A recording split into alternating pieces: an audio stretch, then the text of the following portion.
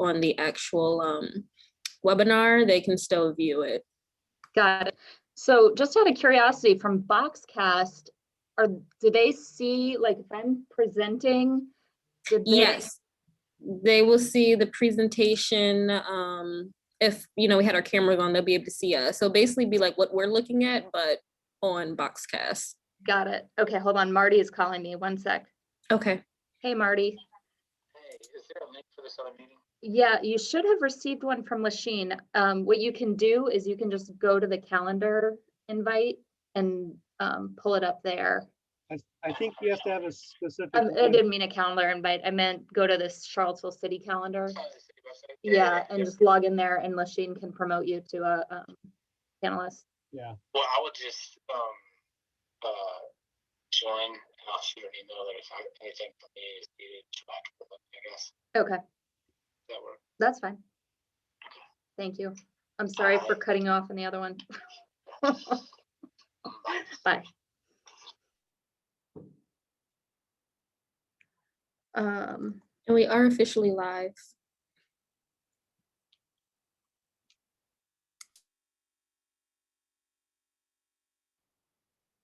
So should I just go ahead and start, or how? Forgive me. No, we can give it a couple more minutes if you want to wait for Marty to hop on. Yeah, perfect. Okay. So once I promote him, you can go ahead and start whenever you're ready. All right.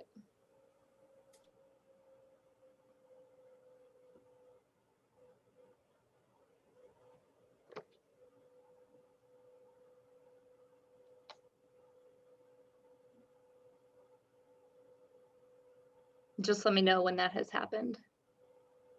I sure will. I'm still waiting for him to pop up in the attendees. Okay, cool. I guess that's something that I could do, is I could see. Now I see. Got a full audience.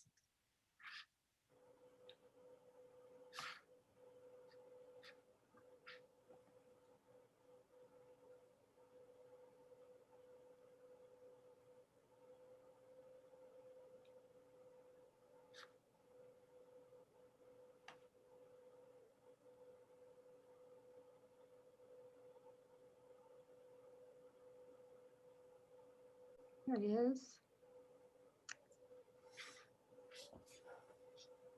All right. Well, thank you all for being here tonight. My name is Amanda Ponce, and I'm the Bicycle and Pedestrian Coordinator with the city. Also attending the meeting tonight from staff are Lachine Parks from the Communications Office. She's our host for tonight, and Brennan Duncan, the City Traffic Engineer, and Marty Stillman, Public Service Manager. We're so grateful that you're taking time out of your evening tonight to share your comments on this project. Before we get started, I wanted to ask that participants, we want to get a sense of who's here tonight. So we've got a quick poll that Lachine is going to put up on the screen so we can better understand how all of you interact with the corridor. Lachine, could you put that up for us? So if you can just quick, if you're here on the computer, respond to our poll. What is your primary relationship to the Preston Barracks corridor? Do you live on the corridor, in a neighborhood adjacent to the corridor, commute through the corridor, travel, attend church services? And then what mode of transportation do you primarily use when traveling on Preston Barracks? So we've got some responses starting to come in now, which is great.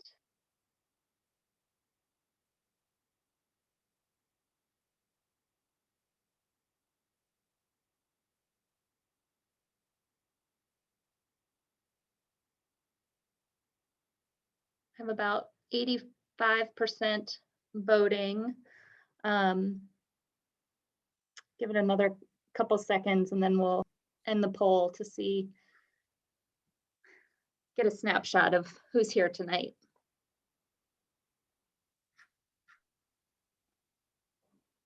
(92%). I think that's probably good, Lachine. Okay. Want to end it? All right. Well, thank you all so much for coming. It looks like, we have a lot of folks here tonight who attend church services on the corridor, and some who travel through the corridor for shopping and recreation and live directly on the corridor, and then a number of people who live in a neighborhood adjacent to the corridor. So thank you so much for being here. It looks like the vast majority of folks tonight drive alone on the corridor, 73%. And we also have 13% who bicycle and about and a 13% that carpool. We have a small number of people who also walk. So that's really helpful for us just to kind of understand who's in the audience tonight, and we look forward to getting your feedback. So forgive me. So the agenda for tonight's meeting is as follows. We're going to talk a little bit about the purpose and the scope of this project, review the existing conditions and some of the data we've collected, share the public comments we've received to date, discuss some alternatives under consideration, listen to your feedback, and provide some next steps. So the project area that we're discussing extends between Buckingham Road and 10th Street Northwest, you can see on the screen. And the reason why we're talking about this corridor at this time is because of some upcoming street maintenance work that is scheduled for later this summer. This includes milling and repaving the roadway. And whenever that type of work is scheduled, the engineering department looks to coordinate pavement marking changes for cost efficiency purposes. This segment of road is identified in our planning documents as needing a bicycle climbing lane. So this is an image from our bicycle and pedestrian master plan, and you can see Preston Road as identified as climbing lane. We've gotten a number of questions from folks about why climbing lanes, and just so that everyone is clear on what that is, a climbing lane is an on-road bike facility that provides a bicycle lane as dedicated space for people to bicycle in an uphill direction. Climbing lanes are often accompanied with shared lane markings in the downhill direction. And the reason why we prioritize a bike lane on the uphill is to account for the speed differential that occurs between vehicles that are able to maintain a consistent speed and a bicycle which naturally travels slower when riding uphill. Oh. So in addition to implementing a recommendation from our bicycle and pedestrian master plan, this project also supports our city's adopted complete streets policy, which was developed to encourage transportation planners and engineers to routinely design and operate the entire right-of-way to enable safe access for all users, regardless of age, ability, or mode of transportation. The project area is also included in our Streets That Work plan, which calls for prioritizing the implementation of sidewalk and bicycle facilities on constrained corridors like this one.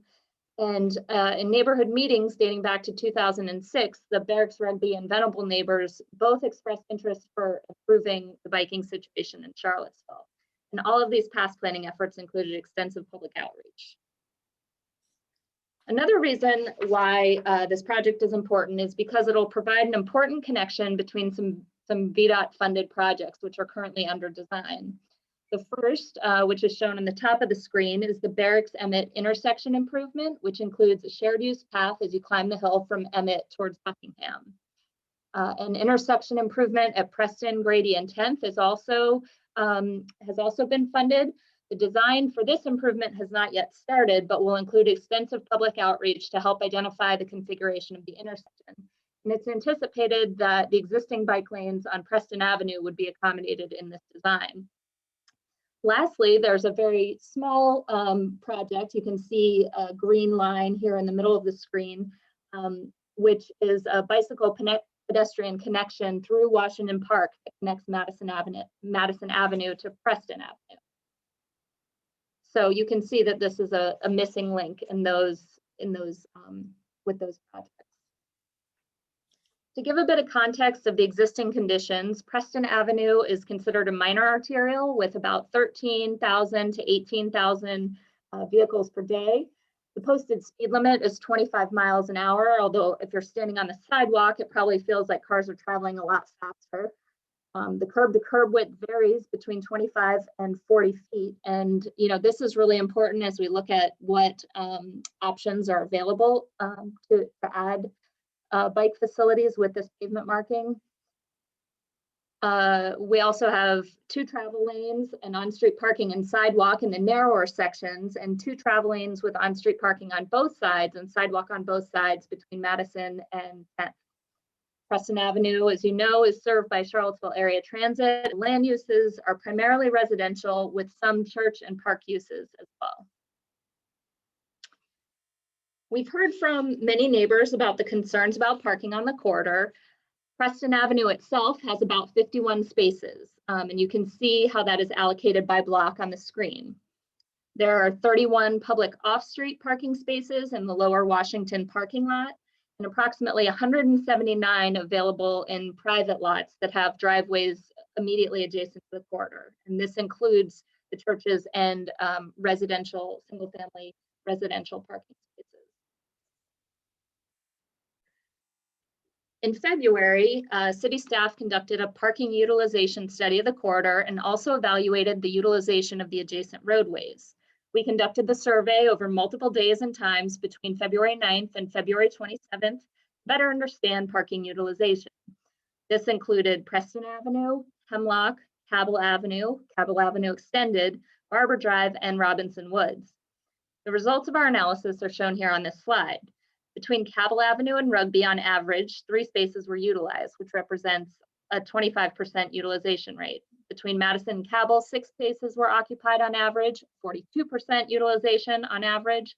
Between 10th and Madison, none of the parking spaces were occupied. And we recognize that this study did not capture a typical Sunday, as church services were not being held in person. And we did evaluate on Sunday as well. But again, we recognize that church services weren't in session, so this does not reflect the use on a typical church Sunday. As I mentioned, we also looked at the adjacent roadways, and the utilization for each of those segments is shown here. Overall, there are 46 spaces available on neighborhood streets, and 23 of those spaces were occupied on average. This results in a net average of 23 available spaces on average at any given time throughout the week. So when we first started looking at alternatives back last year, our first attempt pavement marking changes to accommodate a bike lane looked at keeping the existing parking configuration simply by adding bicycle climbing lanes. What we found was that this could only be achieved with 10-foot travel lanes, 5-foot bike lanes, and 7-foot parking lanes, which is less than what is required in our standards and design manual. And unfortunately, given the inconsistent roadway widths between Cabell and Rugby, and the need to maintain an 11-foot travel lane for city bus operation, we couldn't achieve the necessary widths for each mode. Our measurements were done in the field with a tape measure, and one of your neighbors also measured the road, and we compared our measurements, and there is some difference between those. So we are working with a professional surveyor to get more accurate measurements in the hopes that the pavement width is enough to widen things enough to get the needed 11-foot travel lane and 6-foot bike lane. This is staff's first choice for an improvement, adding the bike lanes while maintaining all of the necessary roadway widths. Unfortunately, right now, without that additional information, we can't do that. So we started to look at what we would need to do to keep the 11-foot travel lane and 6-foot bicycle climbing lane on the uphill. This resulted in removing parking on one side of the road between 10th and Madison, approximately 13 spaces, and removing spaces in the constrained portion where residential driveways are provided between Madison and Cabell, another 10 spaces. At this stage, we wanted to find out from the neighborhood, what folks thought. So we posted no parking notices in the impacted areas and asked for those immediately impacted to provide comments. And as you can imagine, we heard from folks. We heard a lot from folks. And these are just some of the comments we received. I mean, certainly people were concerned about the parking loss, not only those that had driveways with single family homes, but also what is the impact when to church and park uses. We also heard that even though some of the residential uses adjacent to the corridor had driveways, they're not usable because when Preston Avenue was regraded a number of years ago, it made the driveways really difficult to get in and out of. We also heard that removing parking would diminish home values. We heard concern that by removing parking, it would push the parking that's there into the current developments in Robinson Woods and Hemlock Lane. People were concerned about the process. They wanted letters notifying them of this change, and we agree that is our normal process. We also heard about difficult sightlines coming out of Cabell Avenue Extended heading towards Rugby Ave, that it was difficult to see people coming out. There were also lots of concerns about better pedestrian facilities, including sidewalks and crossing Preston Avenue as well. The speed of traffic on Preston is too high. People didn't like that. And there's also a perception that there already is a bike lane on the other side of the street on the downhill. That's actually an edge line, which is there to prevent cars from traveling on the embankment. It's not a bike lane. And then we also heard from people both in the corridor and outside of the study area that they really were in favor of parking removal to support the bike lane installation. So with that feedback, we started to look at other alternatives and options. And given the scope of work that's being done on Preston Avenue, our options are fairly limited, and we recognize is going to involve some sort of a compromise. We can't simply widen the roadway when the road is repaved. That would require a full roadway rebuild. But one option that we'd like to discuss is to remove parking on both sides of Preston Avenue between 10th and Madison to provide bike lanes that would be available every day except Sunday when the church needs parking. This still provides a climbing lane and removes parking in the section between Rugby Avenue and Madison. However, we think we can maintain a few spaces closer to the Cabell intersection on that block, so not all 10 spaces would be removed. Another option is to simply not provide any bicycle lanes, but to increase the lane width on the uphill segments and narrow the roadway width on the downhill segments. This would allow the parking to remain as is, but would also provide some necessary separation for those traveling at lower speeds as they travel on the uphill up Preston Avenue. With that, I want to open it up to public comment, or questions. But before we do have one other poll for you quickly that I'd like Sheen to bring up now.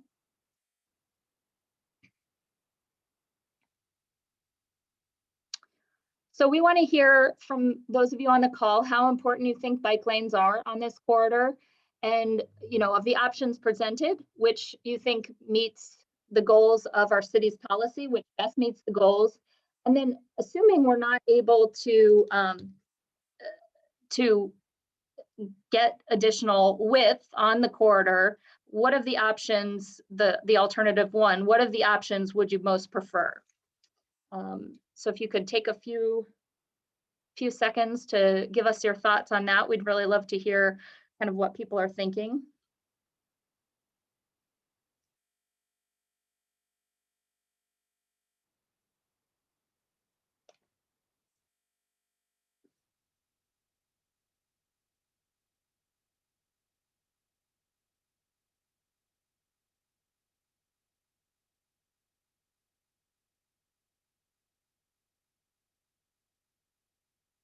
We're not quite halfway there yet, so if you could keep your answers coming, that would be great. We want to hear from as many of you as we can.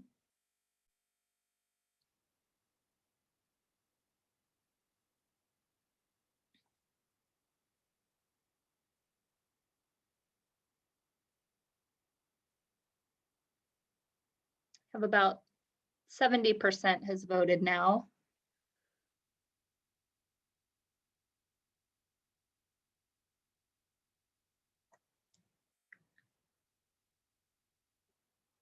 We're up to 80%. Maybe give everyone like 15 more seconds. If you can get your vote in, that would be great.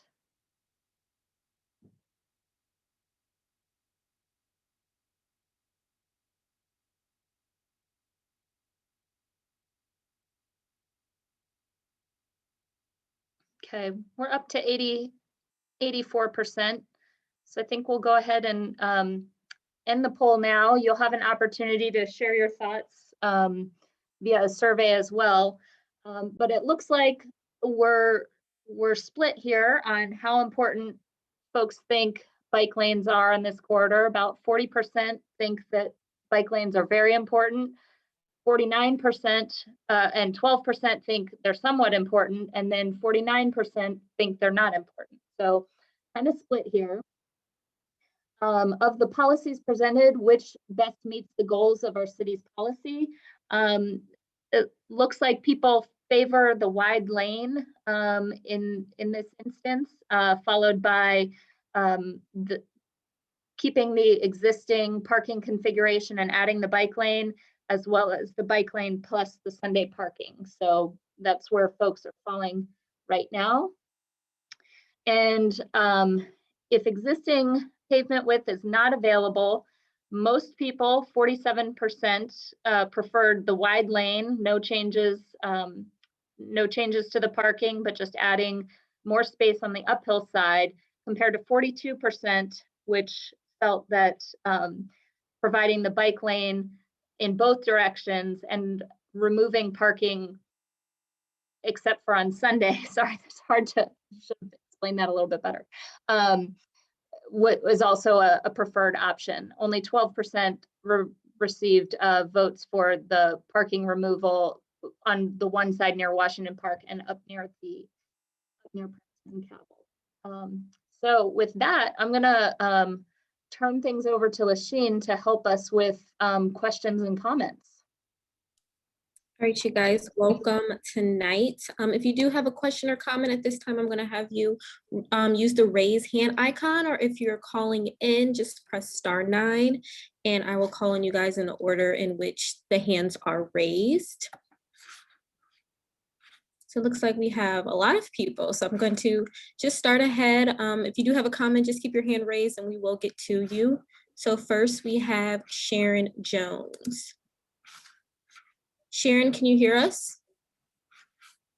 Yes. You are on and you can give your comment or question. Okay, my first comment is on the Preston 10th and Grady restructuring. According to the city, during our neighborhood meetings, that had not been funded yet, said it would be another 5 years before that grant money. So kind of confused as to why you all said that has already been funded. The second thing that I am a little concerned about is that you all surveyed the parking during a pandemic. Of course, churches aren't in. UVA, they're working from home. So the people who would normally be parked on Preston during the day, Monday through Friday of the week, are not parking there. So your data would be a little skewed because of the pandemic. So you should take that into consideration. Thank you. Thank you. I'll try to answer the question about the Preston Grady 10th, but if I'm providing misinformation, I'm gonna defer to Brennan or Marty. To my knowledge, the project has been funded, but we won't receive funding for another 5 years. So it has been through the process of being awarded through VDOT, but the city won't receive that money for another 5 years. So next up we have Catherine Loffin. Catherine, can you hear us? Yes, I can. Catherine Lawn. Hi, I'm thank so you. sorry. No, that's fine. Thanks for the opportunity to speak. I actually live on Robinson Woods, so right off the area we're talking about, and have a couple of comments. One is I want to reiterate how incredibly difficult it is to pull out onto Preston from Cabell on our side. We can't see around cars. They're coming up the hill. Trying to make a left turn can be impossible at many times. As someone who actually rides my bike for most of my commuting, I very, very much want a bike lane on Preston and would like to see that parking removed. Removing that parking is going to have some negative consequences, honestly. Our neighborhood has very little parking. And the folks that would normally park on Preston will probably try to come in and park on Barber and take our spots. And I recognize that, but I think the safety issues on Preston are really significant. As someone who's out on a bike often, I see the other bikers. I'm out running and walking a lot too. And what I see are people who appear to be biking to work, I would say. People who are wearing uniforms or dressed like they might be doing construction jobs and biking up there. I can say personally, I have been grazed at least twice by like side mirrors of cars coming past me, sort of clipping my left arm as I go up that hill, trying to stay far enough away from the cars that I don't get doored. You know, so did I just get kicked out? Can you hear me? No, we can hear you. Okay, great. So removing that parking and putting a bike lane in there to me is really critical. Thank you.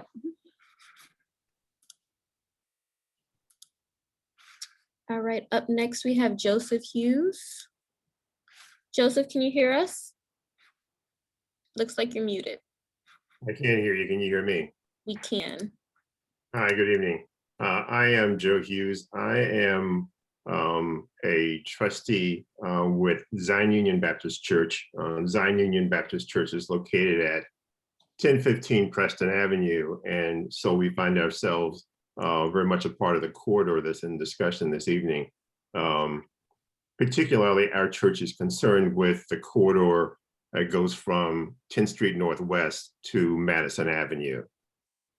I believe that Zion Union Baptist Church is the major occupancy in that space.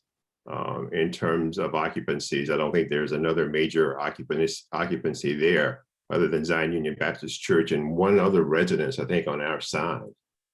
I don't consider the park to be an occupancy on the other side. So let me just start by saying that Zion Union Baptist Church is adamantly opposed to the proposal that will result in the elimination of parking in front of our church on either side of Preston Avenue.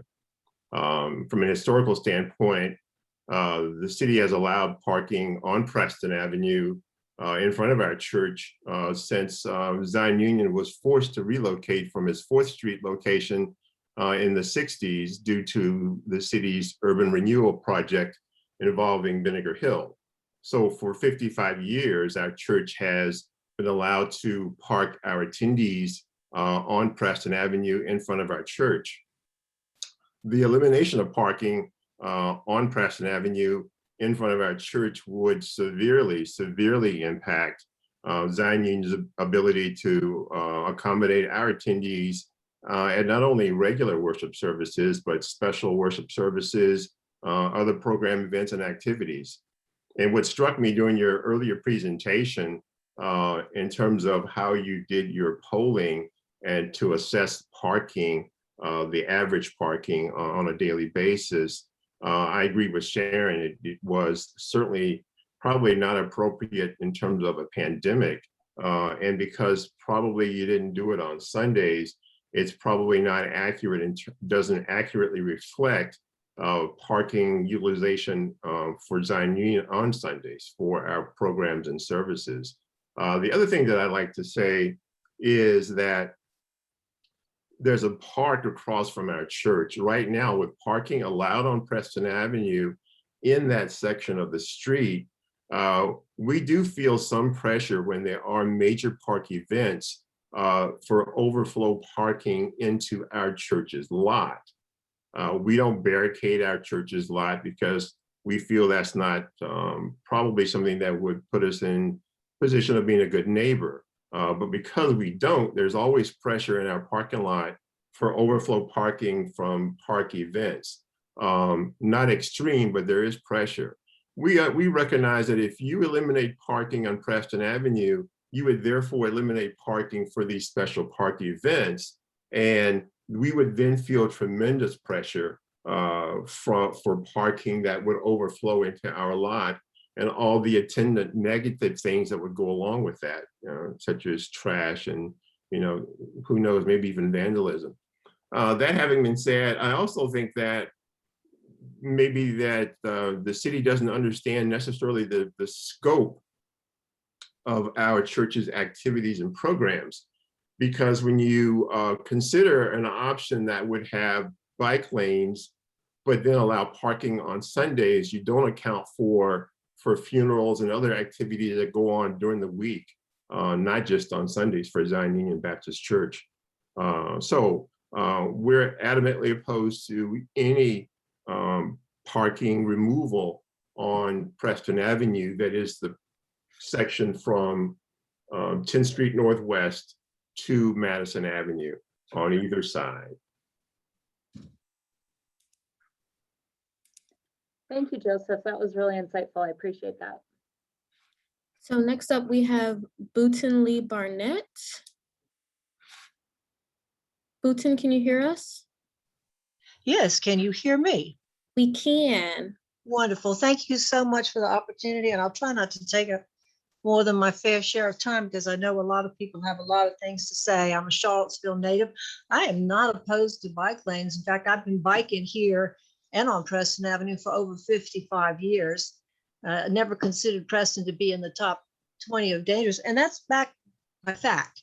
There are no reported automobile incidents on our stretch of road according to official records. I researched it. I could have paid a FOIA fee and gone back several more decades, but facts already show this is a safe corridor. Having said that, I believe my neighbor, Kath Lawn, has mentioned that she has had grazing incidents against a bike. I'm very sorry to hear that, and personal safety is extremely important. But according to official records, and as a senior, I bike that area with no particular fear. You may want to put in bike lanes, but that should not require the loss of long-standing parking. My family and my family friends have owned this house on Preston Avenue for generations. City's representative keeps saying that both sides of the street are going to be equally impacted, but that is not true. On the other side of the street from our modest working class, Kellytown Homes, is huge acreage, soil embankments, and they will remain untouched. I keep hearing about an $8.6 million budget. If you are going to take away parking, long-established civic parking for a residential working class neighborhood, you need to consider asking the wealthy people on the far side of the road to donate some of their banks of invasive species bamboo to put in a bike lane. You don't have to put everything on the east side of the street. There is room, if you are imaginative, on the west side of the street, but that is going to require asking people who never contribute to contribute. Another thing Ms. Jones and Mr. Hughes said, I believe to be absolutely correct about counting cars during COVID.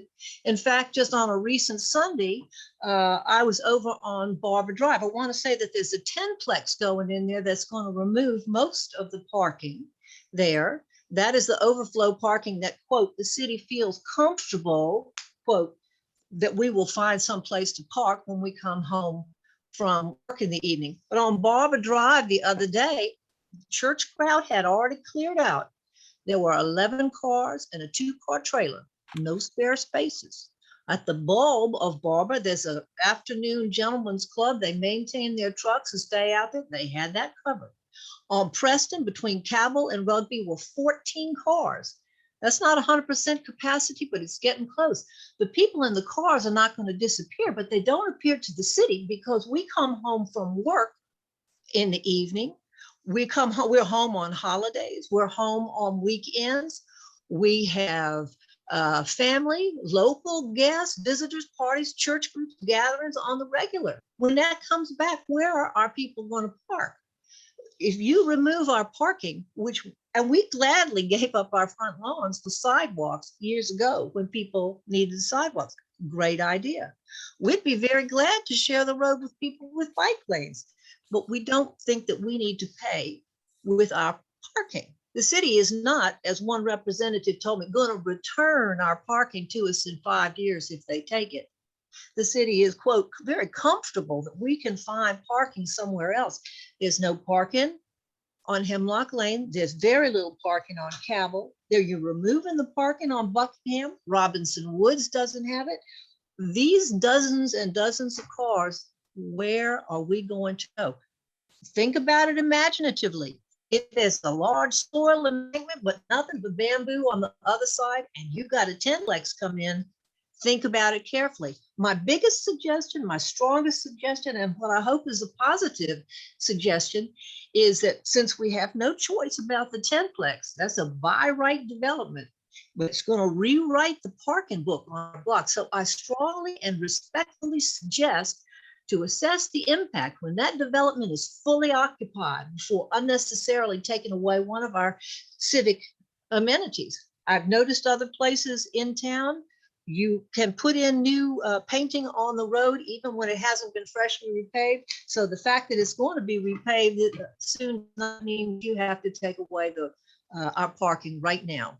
And Ms. Lawn, do be careful out there. I think I'm sorry to hear that you had a bad run-in with the car, but I think most of the rest of us would agree that there is room for compromise here, and that Kellytown does not have to continue to be the only one to contribute. Thank you so much.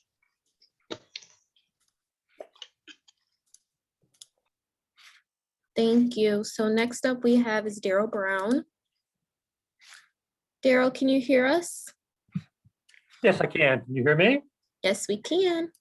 Okay, I can be short because I just want to say exactly what Catherine Lawn has said. I'm her neighbor. I also live in Robinson Woods. I also bike a lot out of our neighborhood onto Preston. I also own a car, and I also walk occasionally, so I use that corridor every day. And I actually catch the bus pre-pandemic at our bus stop on Preston. So I use sort of every mode of transportation. I've had the same sort of scary close encounters with cars that she has a couple of times. And so I've strongly just want to endorse the bike lane. And I won't add anything more to what she said, except let me add just one other comment, which is something I'm sure your city planner type folks are well aware of. But the demand for parking and a possibility for adjustments is somewhat dynamic, right? So for the church, it's quite fixed. And as a biker, I'm quite happy to not have the bike lane. I think it's a perfectly fair accommodation to not have the bike lane on Sunday, on Wednesday night prayer service, or whenever the regular uses would be for parking for the church. That's a fine compromise. But in my own neighborhood, for instance, and Cabell Street Extended, I'm confident that there could be some adjustment, that a fair number of the cars that are parked there on any given day are the cars of me and my neighbors who are, for our own reasons, choosing to park on the street when we have driveway parking spaces. It's a little inconvenient for some of us to line up our cars single file in our driveways. And so if there's free street parking, we use that street parking. But that's one example of the kind of dynamic demand that I think could be adjusted if a few parking spaces go away. But I'll just leave it at that. I strongly endorse the bike lane. I'm a biker as well as a driver and a walker. Thank you.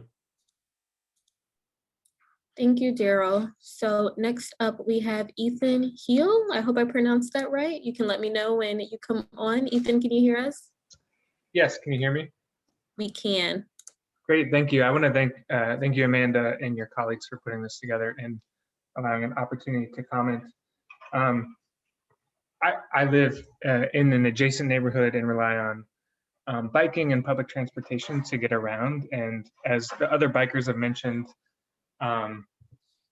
anyone who has biked even a little bit in the area knows that biking in shared lanes is a safety risk and often means taking your sort of safety and life into your own hands. And so realizing that bike infrastructure is only as effective as its weakest link, I would strongly encourage taking this opportunity of the regrading to put in protected and visually distinct bike lanes, as I would say maximize that as much as possible, because to assuage some of the fears of the neighbors who are in support of parking. I think the parking issue will only become worse if we're all forced to own a car and move around by car. So if we can support our neighbors who choose to use public transportation and biking modes, I think it can actually help all of us get exactly what we want, including if you want to continue to use your car, allow us to get around safely on our bikes.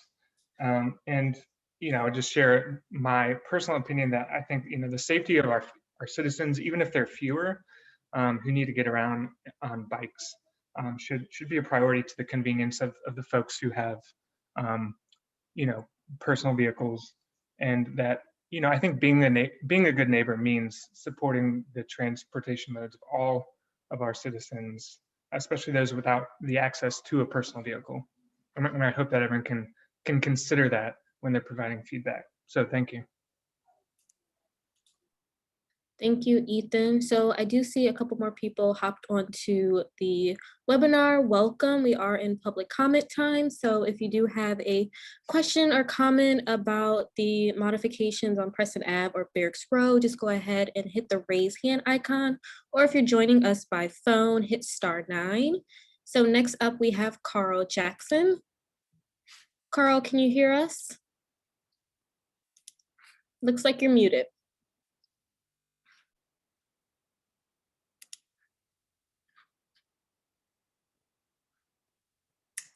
Carl, looks like you're still muted. It should be an unmute button. All right. Can you hear me now? We sure can. Yes, I'm a trustee at Zion Union Baptist Church. And I just want to add to what Brother Joe Hughes said, that if you take out parking spaces, you will just about ruin our church. And the thing about it is, like Joe said, when they have events at Washington Park, we allow the people to park on our lot. And you need to check with Washington Park, because during the summer, they hold swim meets there once a week. And the people come on our lot, we don't say anything. And then I noticed that from Madison Avenue to Campbell Avenue, you're not going to have them. You're going to keep those parking spaces and not going to bother those. But then I thought about it. I said, well, here Zion Union is a Black church and Trinity is a white church. And Trinity is located between Madison and Campbell, and they're going to keep their parking spaces. But Zion Union is a Black church, they don't need it. But like Joe said, you took our church once and you're going to do it again. So, and like that lady who parked, said she live up there and ride a bicycle, if they take the parking spaces from Preston Avenue, where you think they're going to park? They're going to park in your neighborhood. So, but like I said, you took this Black church parking one time, you'll do it again. I'm through. Thank you, Carl. Next up, we have Gwendolyn Reynolds. Gwendolyn, can you hear us? I can. Can you hear me? We can. Your audio is kind of a little funky, but we'll see if it'll work. Yeah. All righty. Hello, I'm a member of Zion Union Baptist Church, and I want to thank everyone for their input. I appreciated Catherine Wood's intense study of the corridor.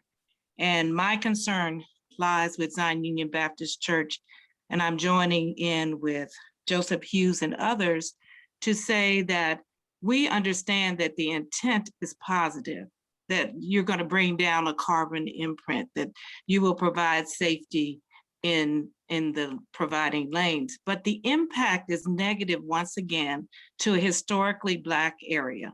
The church sitting there has a history of 126 years, but was previously moved from another spot during gentrification and then placed there in the 1960s. Around 1966, they began giving us parking on both sides of the street in front of the church. And we want to express, I think, 3 more things other than have been said before. One, I'm in agreement with Sharon that the data that you took for 2021 does not meet the needs for what has happened before, because we've had a pandemic and you're not seeing the reality of what really happens there. And so when looking at that, you cannot look at a church for only Sunday. Churches, our church helps people all the time. We have funerals, we have programs, you have people that come, we have people that feed people at our church. These are other activities that happen throughout the year, along with our organizations inside of our church that provide activities. And that parking is greatly needed, along with the parking lot that we already have. In addition, we continue to be overrun when Washington Park has swim competitions, when Washington Park has any festivals and things, people take it upon themselves to look to us as an alternative for parking in our area. And of course, as Joe says, that usually leads to some kind of, you have to clean up behind people when you come back onto that property. I am well aware that the intent is good, but if people are good neighbors, they will pay attention to what has been happening constantly to historically black areas. We would like our church to continue to have its parking. We believe that you can widen the lane and perhaps that will help with those who are riding. But it is most important to us that we do not lose what we have historically been given and what we deserve and what best serves our community. Thank you, Gwendolyn. So next up we have Peter Krebs. Hi, Peter, can you hear us? Yes, can you hear me okay? We can. Yeah, thank you for hosting this discussion. I can tell that you're getting a lot of good information that I think is going to be really helpful in making a good decision. So I work for the Piedmont Environmental Council, and we've been working on this regional version of the city's bike pedestrian plan. So how people move around both Charlottesville and Albemarle County seamlessly as possible. So Amanda already talked about how the Preston Avenue corridor is super important and how it connects with other things. I'm not gonna get into that because I feel like everybody agrees about that stuff already. Sort of the question that's being discussed is how best to accommodate that need. And when we did the search, I'm a cyclist, I'm over 6 feet tall and I'm an athlete, but I still put down the way I use that corridor is by driving, even though I bike everywhere else. And the reason is because I find it terrifying to cycle there. So something needs to be done, but there are also all of these other realities that are going on. So I guess a couple of suggestions that I would have just from an experience standpoint, the section past Washington Park, so away from the Zion Church, is actually much worse than the section, I guess it's south of Madison, is it? Yeah, so south of the park. So I mean, if I could just wave a magic wand, probably I would, not mess with the section between 10th and Madison. And focus more on the section past Madison, which is where it's a lot hairier and a lot worse. That idea of additionally, maybe in that section also having the Sunday exception. So do nothing south of 10th Street. Add a bike lane with the Sunday exception past 10th Street, that seems like a pretty good compromise. And then I guess one question that I wanted to ask Amanda, so I'll just sign off and let her answer the question. I was concerned about widening the lanes because typically wider lanes lead to more velocity for a vehicle. And we do know that the difference between 20, 25, and 30 miles an hour, that's when it gets deadly. So I would need to be convinced that widening that lane would make things more safe rather than less safe. So thank you. Next up we have is Edward Summers. Hi, Edward.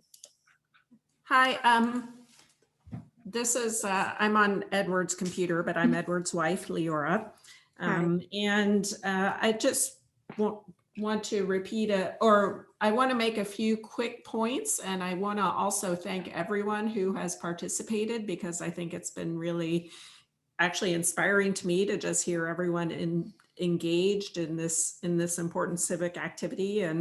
And what I'm going to say represents my point of view as a cyclist, but I don't want to diminish the value of other points of view also. And that's the hard thing about public policy, subject that I teach myself at the university. And I want to thank all of you civil servants who are making these difficult decisions. So as a cyclist, I want to say three quick things. First, it is not a safe ride. Unlike what one speaker said, it is not a safe place to ride a bicycle. The negotiation between the parked cars and the speeding cars is very uncomfortable and difficult. The second point, I think, reiterating what Peter said, the reason there are no recorded accidents, cyclist accidents there, is because so few people ride it because it is unsafe. And a bike lane would certainly help with that. And third, I do also agree with Peter that we very much need traffic calming, and that would address many of the concerns, because I think it's one of the streets which has the biggest difference between the average speed and the posted speed limit. And if the parked cars are taken away, it could also make that worse. And so I think we need to think about traffic calming at the same time. Thank you. Thank you. So up next we have Cindy Stratton. Hi, Cindy. Hello. I've already submitted some questions in writing, which I hope to have responded to regarding process. But I'd like to reiterate from a church member standpoint that I too oppose this attempt to remove those parking spaces. I think first of all, the assumption is that there will be no growth in our church, and we don't agree with that. We will need those spaces now, and we will continue to need those as we grow as a church. We have a number of activities that are not just on Sundays, they're throughout the week. They're also in evenings. And I also think that, again, the timing of the survey just is totally unproductive and gave you some very inaccurate information. The other thing is, I think that the gentleman who said that we needed to make room for bikes also doesn't realize that we have some very elderly people who have no choice but to drive. And we need to be cognizant of that and make sure that their needs are met as well. We continue to be placed in a position of not being contacted prior to decisions being made or designs being drawn that impact us on a daily basis. This is unfair, inappropriate, and unacceptable. And that's my comment. Thank you, Cindy. Next up, we have Sean Mullane. Sean, can you hear us? Yes, can you hear me? We can. Yes, so I'd like to support a couple of the comments that were made. So for one thing, I also, in the survey, indicated that my primary transportation on that section of road is a single driver. And But that is also, I think as one other speaker said, because that section of road terrifies me as a cyclist. And in pre-pandemic times and presumably afterward, bicycling is one of my primary modes of transit to work, along with public transportation. But that one stretch of road is one of the, I think, sections of the city that I would least want to be on a bicycle.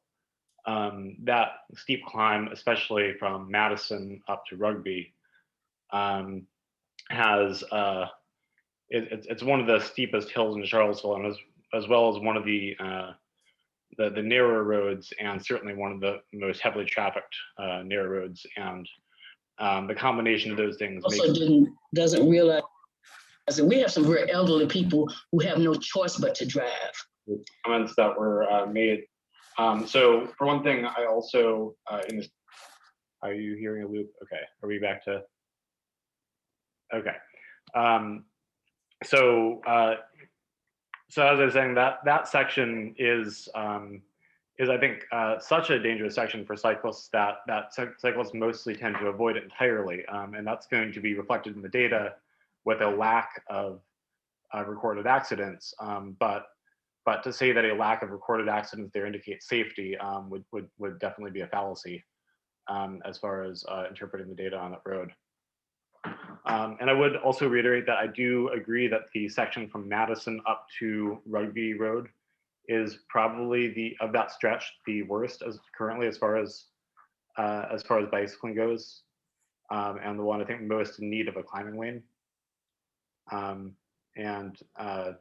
Again, to reiterate what you said at the beginning, the climbing lane, the side of the street matters for the bike lane. The difference between the uphill side and the downhill side makes a tremendous amount of difference for bicyclists because of the speed differential. It's simply not tenable to ride a bike 3 or 4 miles an hour up a hill with a line of people who are hoping to go 35 behind you in cars. And so that makes the side of the street for the bike lane not really a negotiable factor.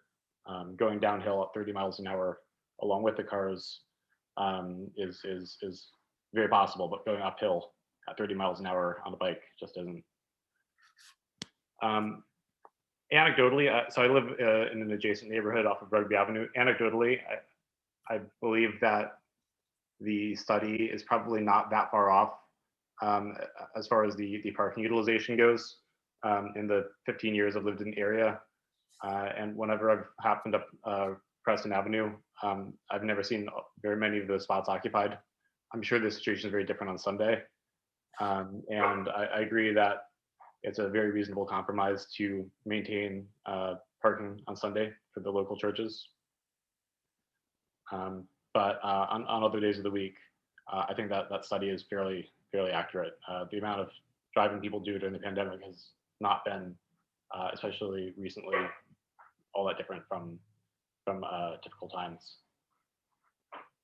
One more thing just to add is that, as another speaker said, to a large degree, transportation infrastructure is kind of a complex system, and there are certainly flexibilities there, and options like carpooling exist.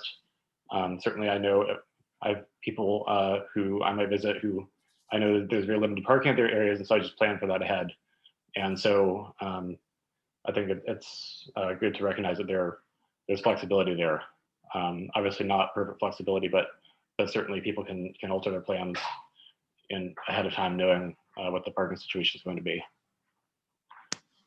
Last point I want to make is that for bicycling, the bike lane is a matter of safety, and parking is, to a large extent, not actually a matter of safety. Maybe convenience or access, but I think it is important to emphasize safety, especially since some of the most vulnerable people are in our community, people who can't even afford a car, are the ones who are in benefit from things like this. That's all I've got. Thank you. Next up, we have Nancy Carpenter.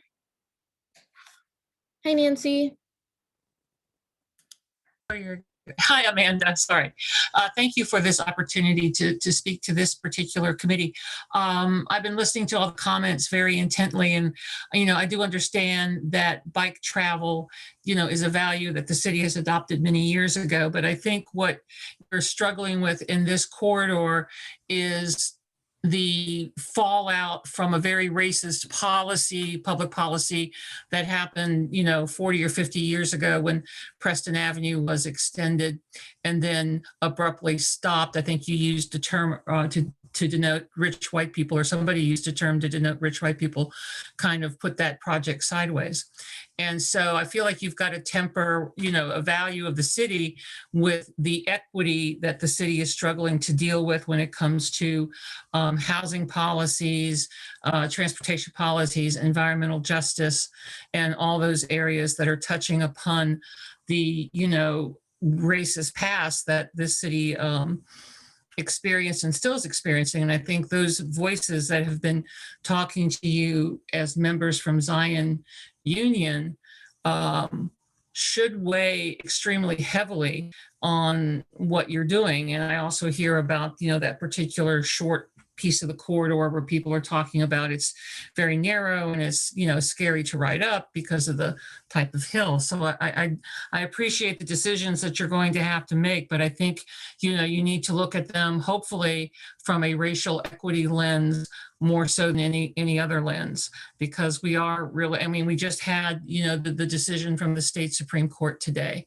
about some pieces of cement that were placed up during Jim Crow. And that is something that has been, 80 years ago, I guess, 1920. So you're talking a long time, quite a while ago. So good luck in your struggle, but I really have to support myself what the people from Zion Union are saying, and that we have to be aware that this, biking is also part of racial equity. Thank you. Thank you, Nancy. So next up we have Don Gathers. Hi, Don, can you hear us? Yes, ma'am. Thank you, Ms. Parks. Good evening to everyone. And I come on again in support of Brother Joseph Hughes and Brother Carl Jackson and all the members of Zion Union, and saying that we really need to take into account the church and the needs of that church. The church doors are not just open on Sundays. The church serves the community every day, and we need to consider that. The numbers definitely are skewed.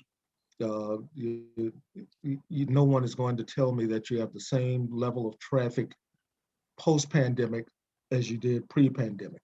We're a year into this now. The numbers really need to be looked at through a different lens.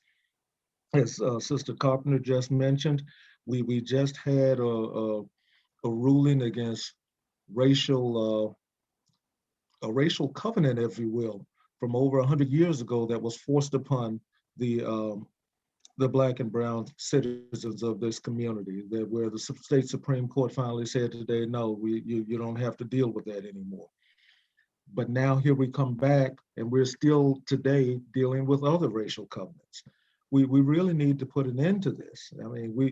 We keep saying that we as a community want to and need to heal, and yet we're still digging this stuff up that we have to constantly look at and have to deal with. So again, I just support the members and the membership of Zion Union. I ask that you indeed weigh that heavily as you make as whatever decision, recommendation that you make that will be forwarded on to City Council, and I hope and pray that that they too will take that into strong consideration. The intent, as previous others have said, the intent is good. There's good intention there, but in this particular case, and I think it's apropos, the highway to hell is certainly littered with good intentions.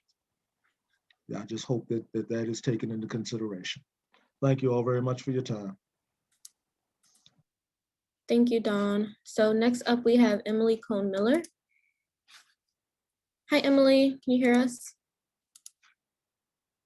Looks like you're muted. Hi. Hi. Thank you very much. It's been really interesting to listen to people's comments.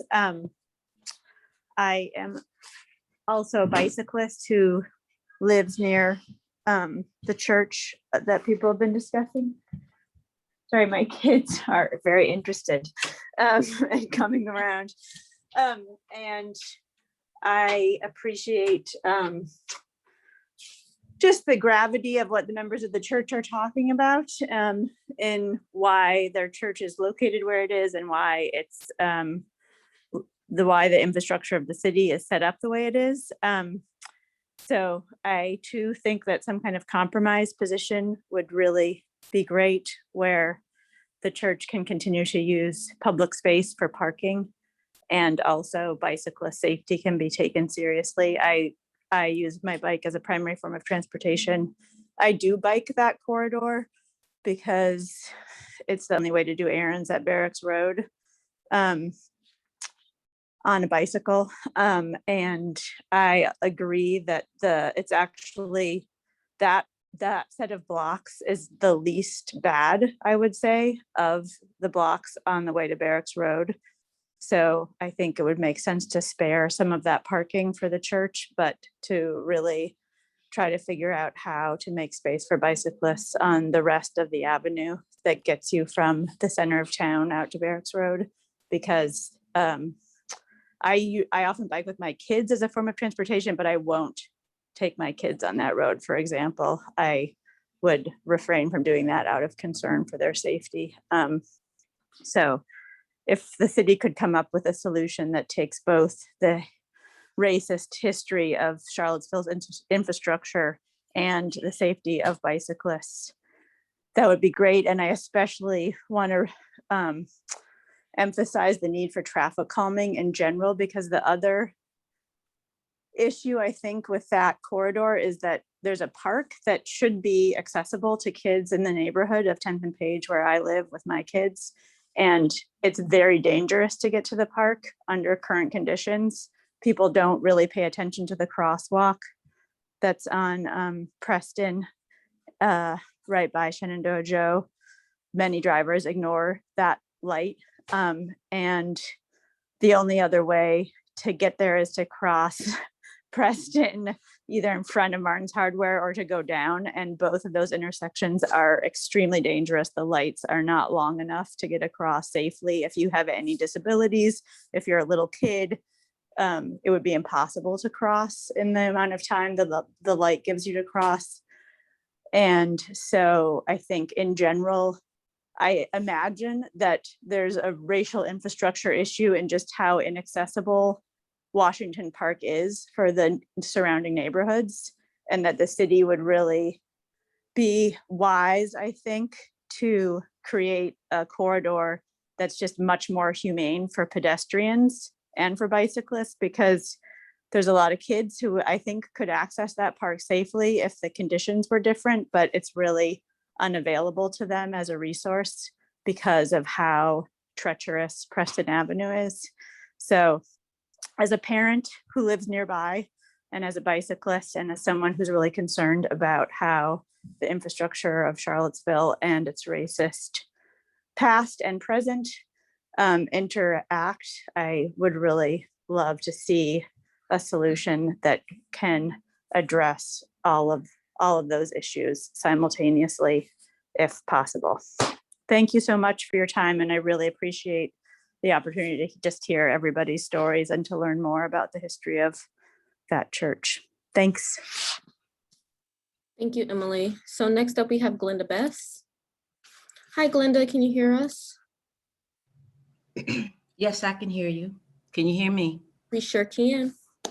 Hi, so I have been a member of Zion Union since I was born, and I have been attending since we opened a new area. One of my concerns is lack of transparency. You hear a lot about diversity and inclusion, and I'd like to speak on inclusion. We heard that surveys were sent out to people in the neighborhood, but how our church found out about this was someone said something to a relative of a church member. That's how we found out. we heard, it's an understanding that there was a posting on the next door. I had never heard of the next door. So, you know, did anyone look at media where maybe our church members may have seen this? But the best thing was if the church could have gotten a letter on this. We shouldn't have had to hear it in the public second-handedly. And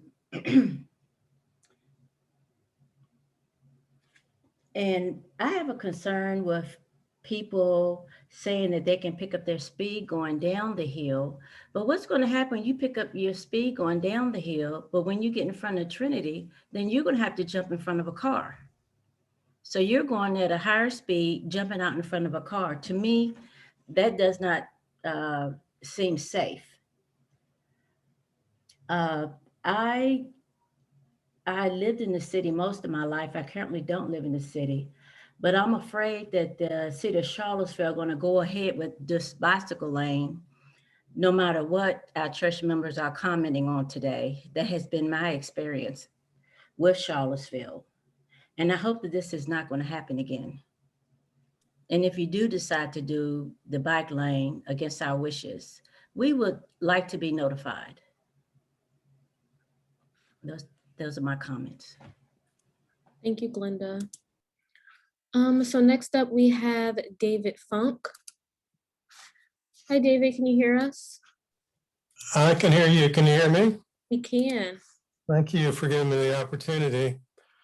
I'm against the bike lane, but when I'm listening to the comments, what the real problem is that Preston Avenue, even if there's no parking and a bike lane is put in, to be safe, Preston Avenue needs to be expanded all the way to Emmett Street. Because when you get on the hill and go on the other side, or when you're bicycling up from Emmett up Preston, up the hill, that's not going to be safe either, because it's just as narrow there. And we'll leave it at that. Thank you. Thank you, David. Next up, we have Pastor Gohana. Hi, can you hear us? Looks like you might be muted.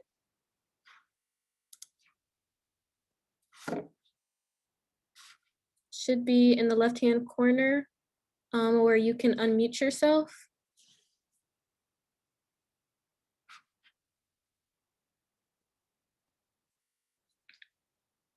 You are, looks like you're not muted now. Can you hear us? We cannot hear you.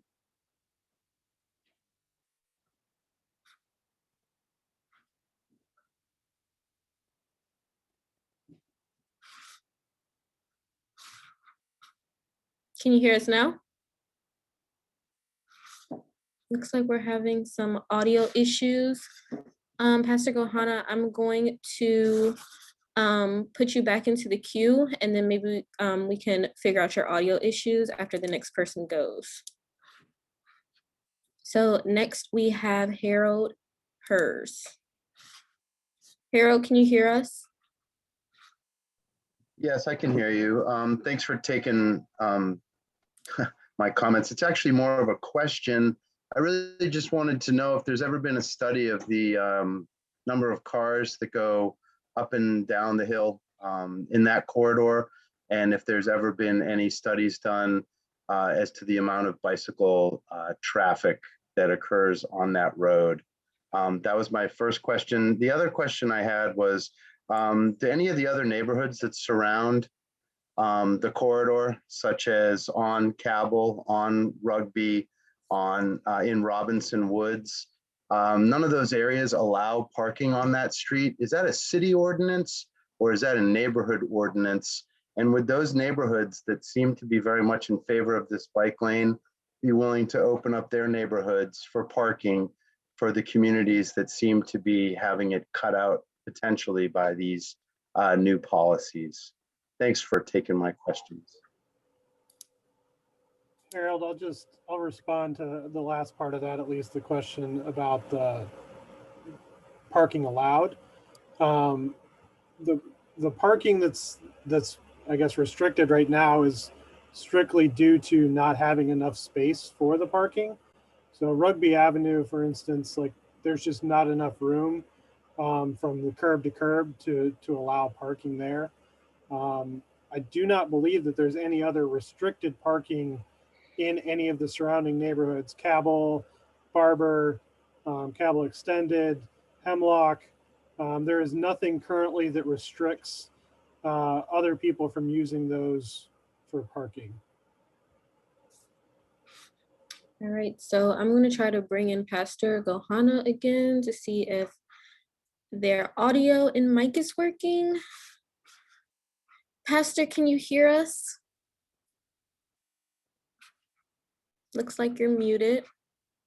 Okay, now you're unmuted. You might have to turn your volume up.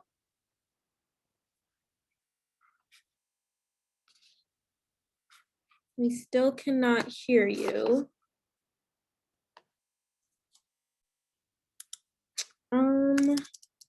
Let me see if I can find you a number. Maybe you can dial in. We might be able to hear you better if you can dial in from a phone. Hold on one second.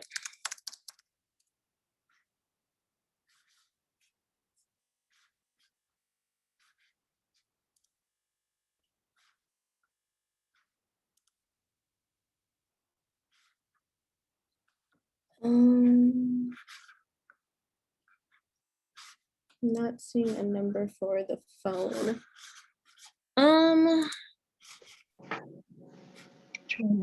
Now, can you hear me now? We can hear you now.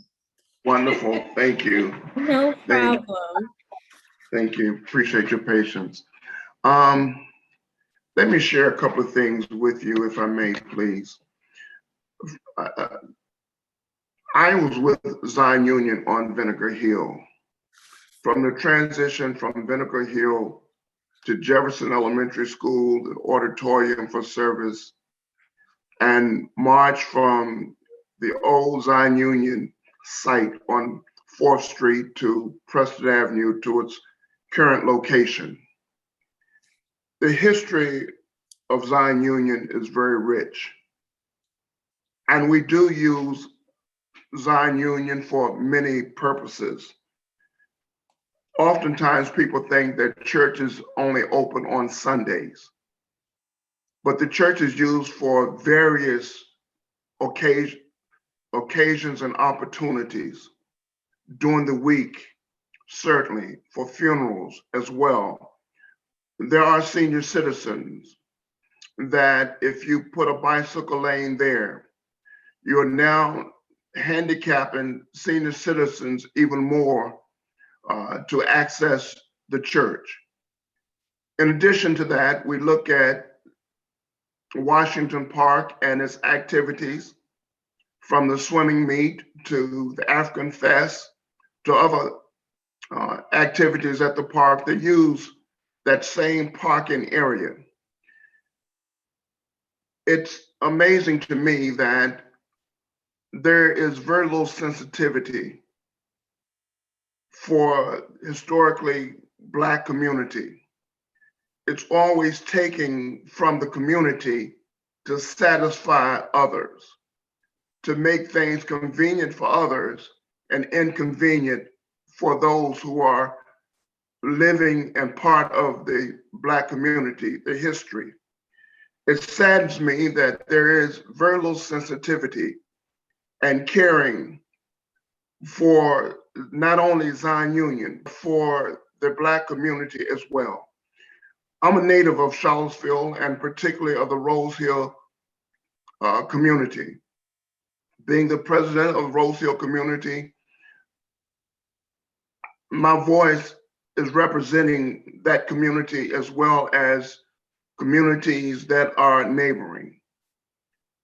I'm concerned that the lack of sensitivity and understanding of the inconvenience and the disregard and disrespect for Zion Union is on the table.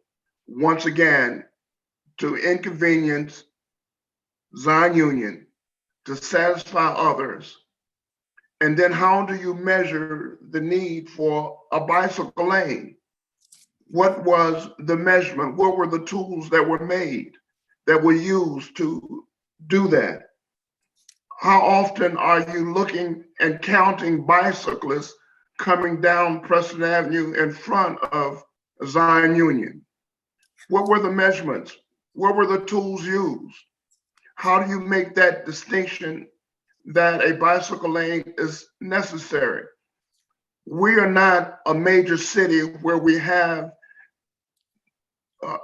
streets that are necessary for bicycles.